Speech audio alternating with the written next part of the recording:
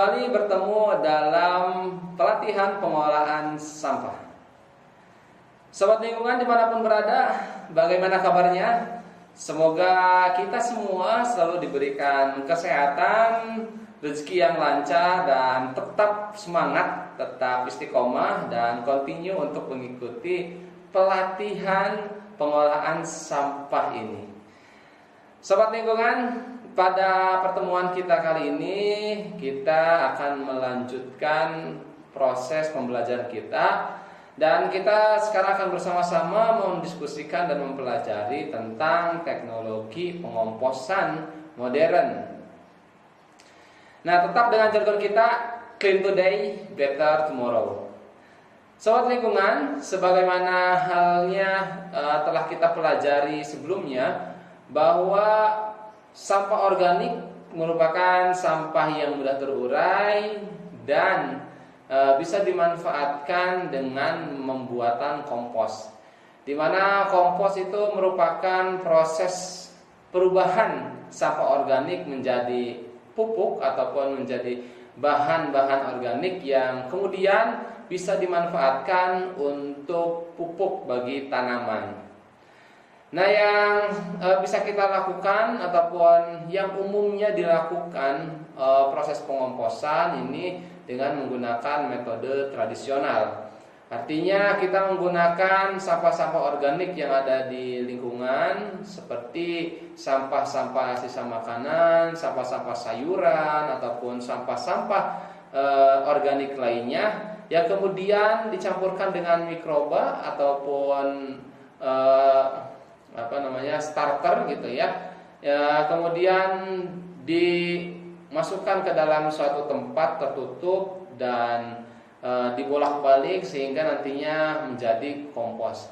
Nah, itu merupakan salah satu metode yang bisa kita lakukan untuk membuat kompos dari sampah organik. Namun, pernahkah kita berpikir, sobat lingkungan, adakah teknologi ataupun cara-cara lainnya yang bisa digunakan ataupun bisa diaplikasikan untuk membuat kompos? Ya, jawabannya pasti ada. Pasti ada, karena seiring bertambahnya waktu, teknologi, kemudian pengetahuan serta perkembangan dari sains itu akan tetap berkembang, sehingga sangat memungkinkan melahirkan inovasi-inovasi ataupun melahirkan teknologi metode yang terus berkembang. Nah, sobat lingkungan, metode pengomposan tradisional ini biasanya dilakukan dengan penumpukan sampah yang diberikan starter ataupun mikroorganisme dalam wadah tertutup, kemudian diletakkan di tempat terbuka. Ini merupakan salah satu metode sederhana atau yang kita sebut dengan metode tradisional yang bisa dilakukan untuk mengelola sampah organik menjadi sebuah kompos. Akan tetapi metode-metode tradisional itu pastinya memiliki kekurangan dan kelebihan. Di mana kelebihannya ini mudah kita lakukan, kemudian murah biaya produksinya. Akan tetapi dengan metode-metode seperti itu juga ada beberapa hal yang menjadi kekurangan, seperti kita harus sistem-sistem kontrolnya itu akan lebih kita lakukan ya, sistem kontrol pribadi, kemudian tentunya lama juga pemrosesannya serta mungkin kualitasnya juga akan berbeda. Nah, untuk proses pengomposan modern ini biasanya menerapkan atau menggunakan teknologi untuk meningkatkan efisiensi dan kualitas. Di mana di sini ada 3 yang akan kita bahas teknologinya. Dan untuk teknologi composting biasanya yang diambil ataupun ada juga jenis yang diambil bukan hanya komposnya saja ya, tetapi bisa juga gas yang dihasilkannya. Nah, apa saja teknologi yang mungkin bisa kita terapkan? Yang pertama adalah Aerated Static Field atau ASF. Ini adalah teknologi pengomposan modern yang mana memiliki ataupun berpacu ataupun berpatokan pada sistem aerasi yang terkontrol sobat lingkungan dimanapun. Nah, di sini untuk sistem aerated static field ini atau dikenal sebagai ASF tentunya memiliki kelebihan, di mana kelebihannya pertama sistem pengomposannya lebih cepat dan artinya kompos yang dihasilkan akan lebih cepat begitu ya. Dan bau terkendali serta tidak perlu pembalikan sobat lingkungan. Nah, di sini biasanya kan bau ya untuk kompos itu salah satu kendala yang ditemui ataupun yang pastinya dihadapi ketika kita ingin membuat kompos. Tetapi dengan sistem aerated static field ini atau ASF untuk bau itu bisa teratasi serta tidak perlu pembalikan sobat lingkungan. Artinya sudah bisa dipastikan kompos dengan teknologi ini akan merata gitu ya, akan merata karena tidak perlu pembalikan.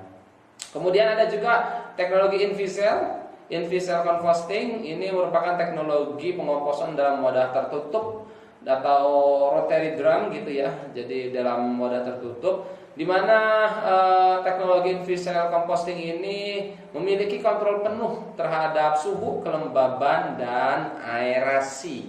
Ya, tentunya dengan teknologi ini karena kontrol penuh atas suhu, kelembaban dan aerasi akan mempermudah gitu ya, mempermudah dalam pembuatan kompos. Terutama di sini karena semuanya terintegrasi dan dapat dikontrol.